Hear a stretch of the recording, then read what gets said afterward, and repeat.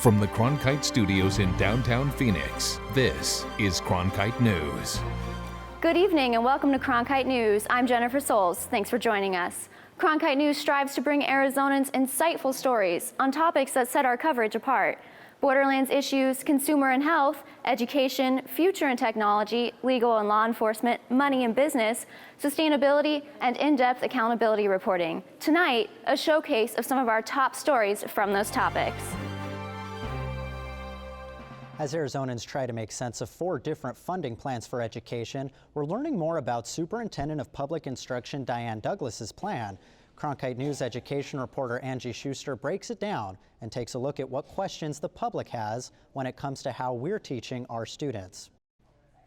This latest plan from Diane Douglas is 165 pages. So large she handed the plan to reporters on these flash drive bracelets. And notably, although Douglas does have the authority to implement her ideas, her plan would require the support of the Arizona State Board of Education, which could prove tricky. I've never seen a superintendent of public instruction come out with a comprehensive solution to cure our education ills. Superintendent Douglas discussed the 4 main focus areas of her plan at Thursday's news conference. Her plan calls for an immediate $400 million per year to be allocated to education for use of salaries and/or reducing classroom sizes, to integrate culturally inclusive programs that celebrate the diversity of Arizona students, creation of educational development zones to attract teachers to underserved education areas with financial incentives, and lastly, the elimination of the Common Core standards, which was one of the main points on her election platform. I challenge the State Board of Education to vote at their very next meeting to reverse their previous actions and sever the ties between Arizona and the Common Core standards. Funding is a main concern for Arizona voters. Our Public Insight Network Bureau released an inquiry asking what you think needs to be done to improve K-12 education in Arizona. Elizabeth Bishop responded saying the funding already appropriated and owed to the schools needs to be given to the schools. No more gimmicks by the governor to fund schools. The revenues are already over the projections, and we've not really hit what are considered the biggest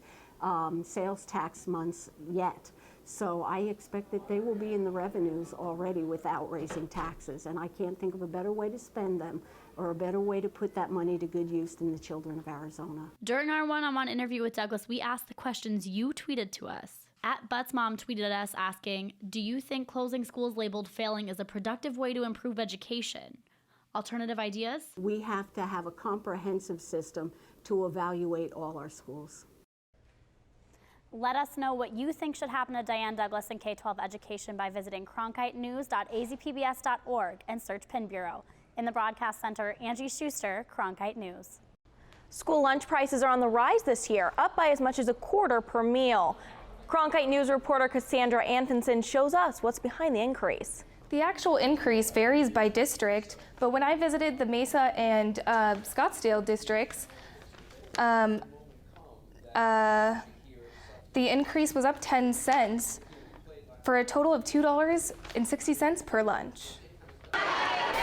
Students at Yavapai Elementary School are paying a little more for their school lunch. Just like you may be paying a little more for your groceries, schools are also paying more for food. Patty Bilberry has been the Director for Nutrition Services at Scottsdale Unified for the past 10 years. She says schools are required to keep prices fair for all students, part of the Healthy Hunger-Free Kids Act. It requires us to look at our paid meal price in relation to our free meal reimbursement and make sure that those align with each other, so you don't see your paid meals being supported by your free meals. The federal regulation was passed back in 2010. Districts look at their lunch prices each year to try and meet the standards. That doesn't always relate to a price increase. If it shows that we are aligned, we don't have to do a price increase. The Mesa Public School District will also be increasing cost of lunch, but not breakfast. Nutrition Director Loretta Zullo says it's important to try and keep the prices down. We tried to keep it to a minimum because we do know that increasing meal prices can create a hardship for families, especially if they have multiple children in various grade levels. Zullo says kids are getting more for their money and healthier options. If you look at the amount of nutrients and the choices and variety that are presented to kids at lunchtime, parents still reap a great value by choosing to have their kids participate in the lunch program. The cost increase only covers the menu as it stands now. The items available on the menu will not change. Good news for families in the Scottsdale and Mesa area, the cost of breakfast is staying the same. Live in the Media Center, Cassandra Anfinson, Cronkite News. Tempe schools are taking a high-tech approach to get students college and career ready. The goal is to meet 21st century standards. Cronkite News reporter Kendall Bartley took a look at the trend of tablet time in the classroom. I talked to technology experts and educators about the transition to technology-based learning styles and what it means for the students' future. Southern Ocean. This high-tech classroom is part of a growing program in the Tempe Elementary School District. These students are getting hands-on time with computers, iPads, and other tech gear. One of our biggest goals is that the students are using the technology throughout the day. It's not just for fun specific projects, it's technology that's integrated throughout the curriculum, throughout all their different lessons. Teachers from all over the district come together once a month to share their success. To help with the transition, the district has brought in technology experts like Darren Gonzalez to help teachers incorporate the technology into their classrooms. We're trying to make sure that they're ready for a digital ecosystem, whether it's whatever business or career they go into, they're going to need to have some type of technology skill. Jessica Foster, a second grade teacher at Rover Elementary School, says her students transitioned easier than she did. Well, at first it was a huge learning curve because I didn't use technology when I was a student, but then as soon as I saw what technology natives they were, they could pick up iPads and technology and use it almost without instruction. What they are doing in elementary schools gets them prepared for what's next. All sixth graders in the district are provided with laptops, and the program will only keep growing. Every year we're going to have that bumped up. So 7th grade next year we'll have one-to-one, and then the following year we'll have 8th grade. So in 3 years we'll have every student in our middle schools will be one-to-one as well. Awesome. The district is planning to allow all 6th grade students to take their laptops home with them beginning in January. In the Broadcast Center, Kendall Bartley, Cronkite News. More Americans are choosing to spend their vacation dollars in Mexico. One reason? Their dollars can buy more south of the border. Jennifer Souls joins us to talk about how the peso-dollar exchange rate benefits tourists and other travelers. Travel experts and tourists alike see Mexico as a big bargain. In recent months, the peso has lost significant value, meaning that you can stretch your American dollar. Mexico remains among the top foreign destinations for Americans. And these days, beaches south of the border are an even bigger bargain. Just worked out great, and the peso it really worked for us being from the States. The peso has lost a quarter of its value, and that means travelers with dollars can get more for their money.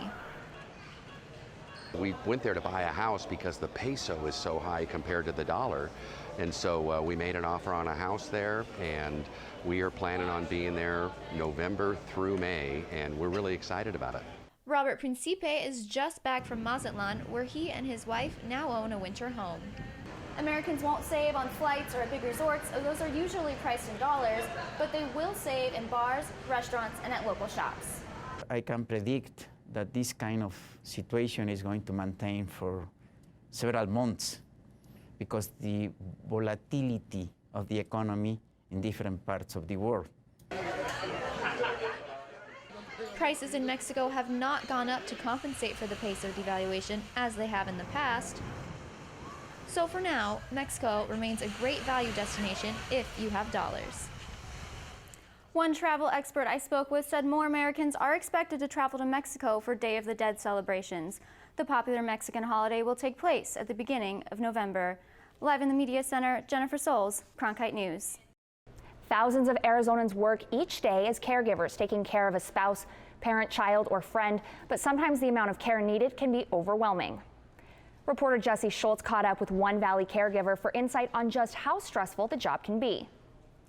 Programs like Foundation for Senior Living, Area Agency on Aging, AARP, and the Arizona Caregiver Coalition all offer unique support programs for caregivers, and the need is great. Sometimes I would just kind of lay on the ground and tell myself to breathe and get through that minute. You'd think that Ken Koch lost the love of his life, and in some ways, he did. There's a grieving process that begins. It's not that the person has passed away, they're grieving the past relationship. 7 years ago, Ken's wife Mary had a malignant brain tumor. Its removal caused her to lose short-term memory, motor skills, and left her needing 24/7 care. The 64-year-old is also her full-time caregiver, and simple routines, like emptying the dishwasher, have become a form of therapy. Arizona State University professor David Kuhn has spent 20 years studying the stressors of caregivers. Not everyone reacts in the same way. So some people experience depression, depressed mood. Some people experience frustration or anger. Others experience worry. A recent study by the AARP reported that 55% of caregivers feel overwhelmed by the amount of care their loved one needs. Ken Koch, needing a break himself, now takes his wife Mary to the Adult Day Healthcare Center 3 times a week. One of the biggest stressors caregivers experience is a sense of isolation, all the while remembering back to happier times. Very, very lonely. You lose your wife, you lose your way of life. I lost my career. I lost the home that we loved. I think that they think that they're the only ones in that situation.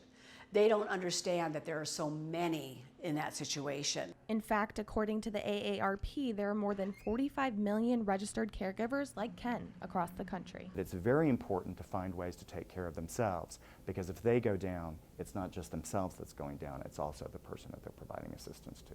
While Mary's injury was one of the biggest changes in Koch's life, he calls it an inspiring journey.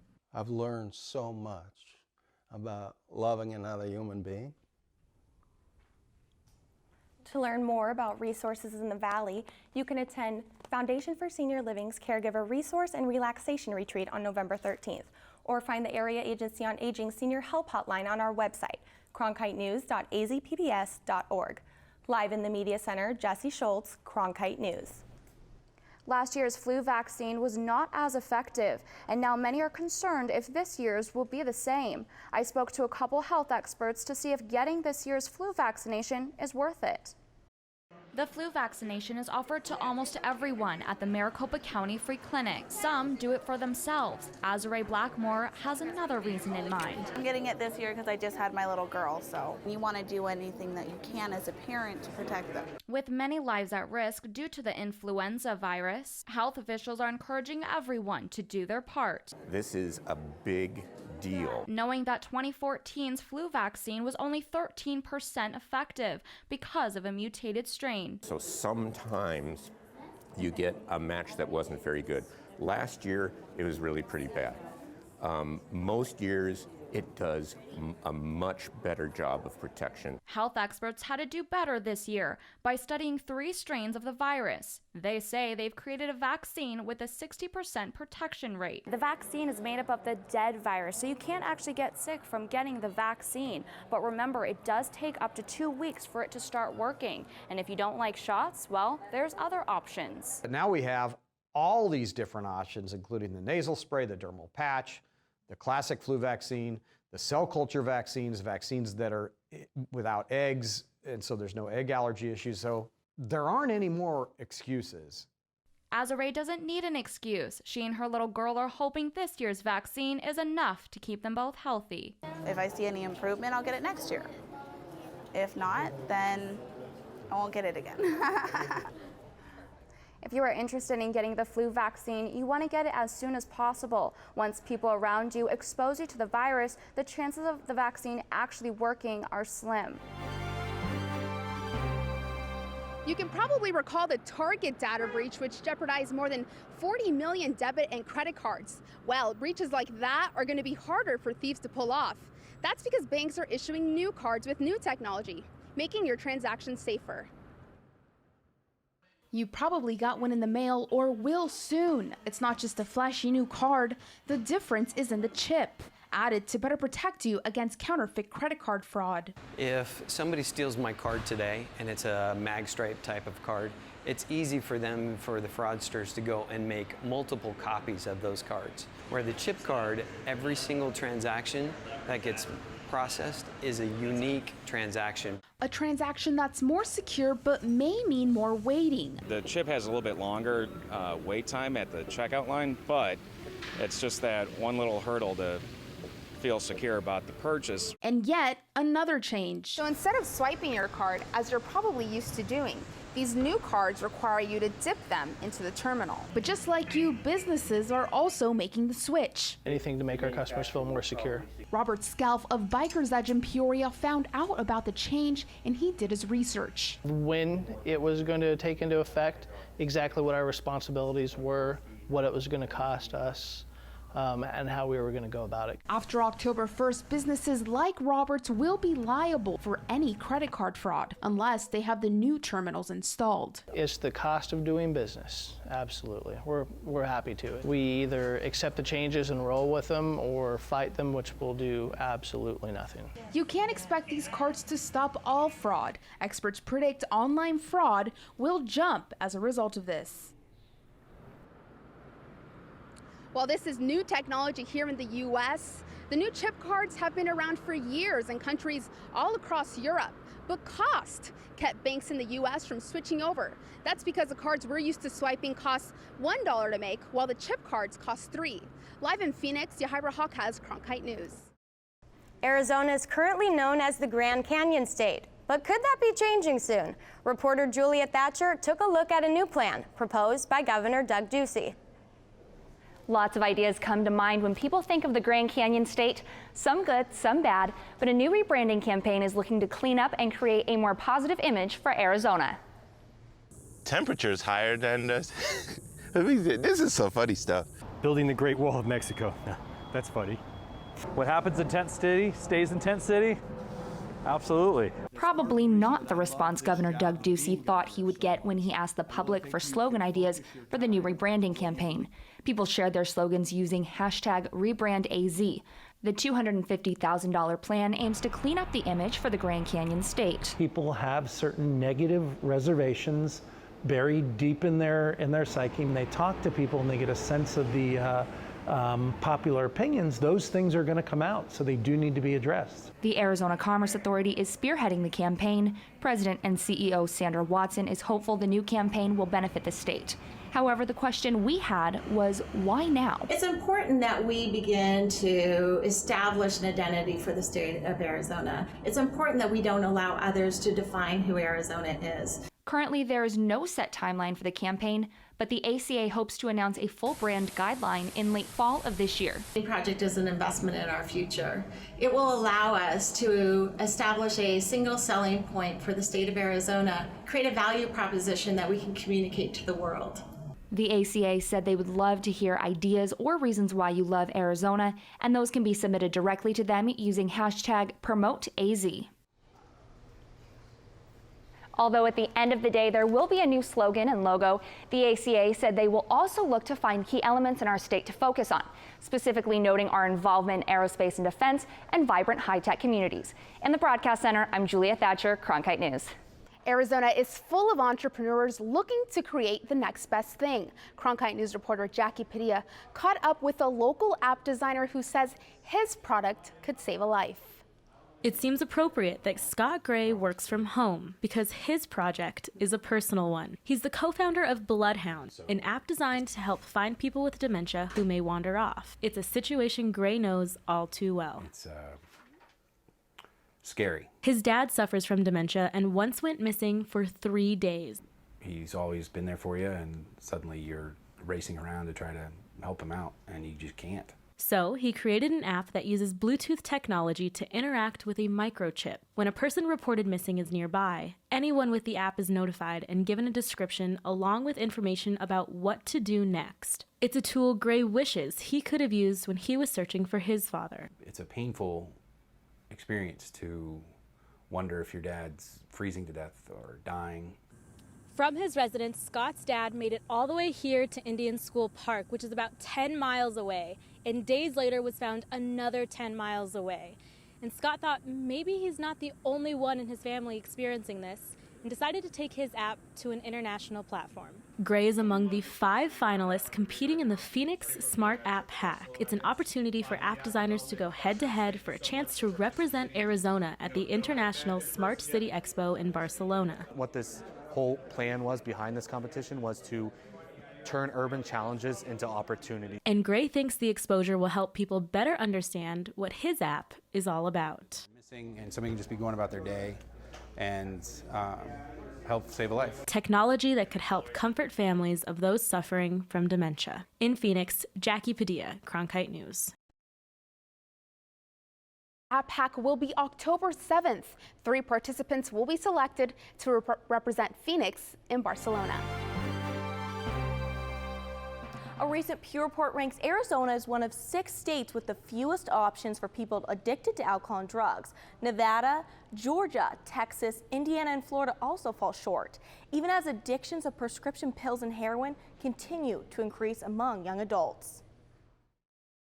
Josh Martin just opened a treatment center in Tempe, where he says he saw a great need. We opened up right in the heart of where we think the problem is. The Pew report shows Arizona having only 20 treatment facilities per 1,000 addicted adults, compared to the national average of 32 centers per 1,000 addicted adults. When I spoke with professionals around the valley, they all had about the same response. They were not surprised. I think the report is nice data in general, but all the people that work in the profession knows there is a need. Ihab Abdallah with Banner Health said they saw this problem a long time ago and are working towards a small but hopefully substantial step to expand.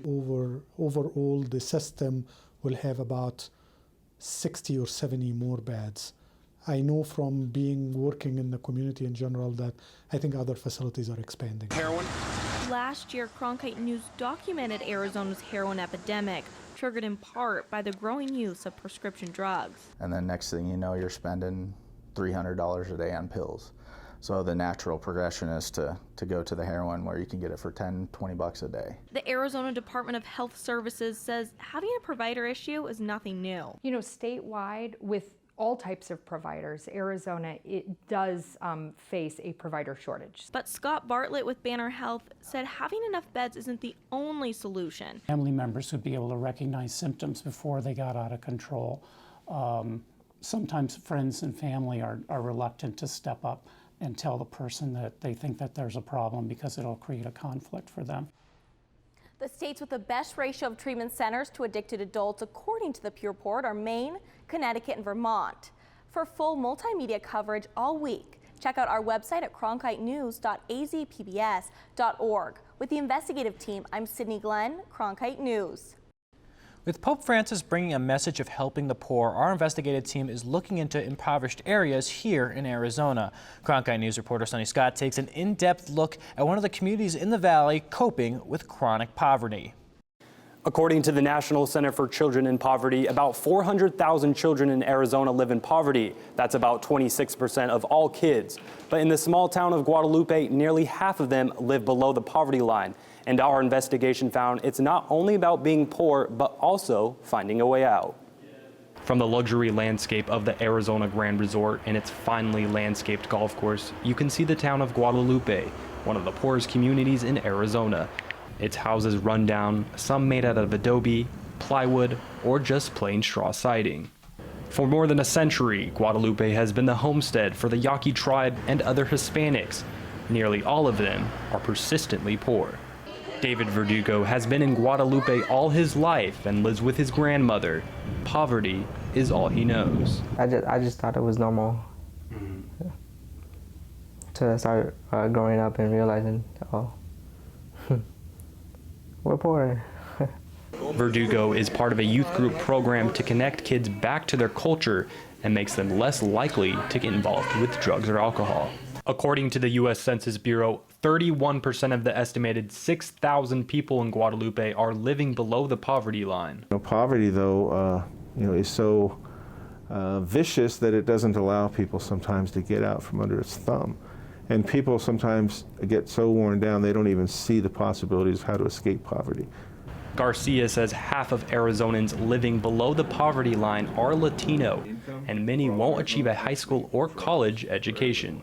Having a higher education is a difficult challenge here in Guadalupe. 53.9% of the people have a high school education, but only 5.3% have a bachelor's degree or higher. And Arizona is going to drop to a second or third tier state, and it could be on a permanent basis if we don't correct it. Education is the great equalizer.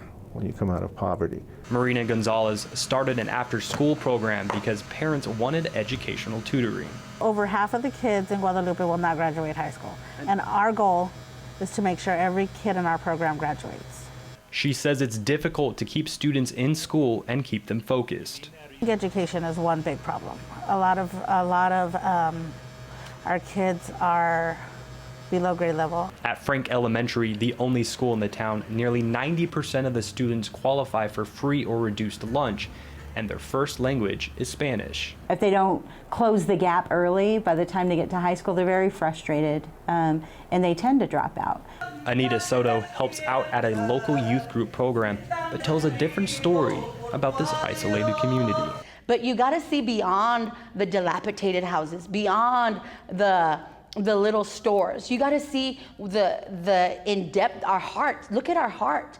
She says the town stays connected through their culture and faith. Guadalupe is blessed, and the definition of blessed is empowered to prosper. Verdugo wants to go to college and become a football player, but caring for his grandmother is his full-time job now. She's everything. She's my inspiration. Verdugo believes one day soon he will leave Guadalupe and start a life of his own. You guys just seem like so happy. I want to be like that, experience that kind of happy. Unemployment and reliance on welfare also creates strain financially in areas like Guadalupe, since the state is hard-pressed to pay for new programs. That's leading some millennials growing up in poverty to look at life differently and the possibility of moving away from places like Guadalupe and getting better jobs. With the investigative team, I'm Sonny Scott, Cronkite News.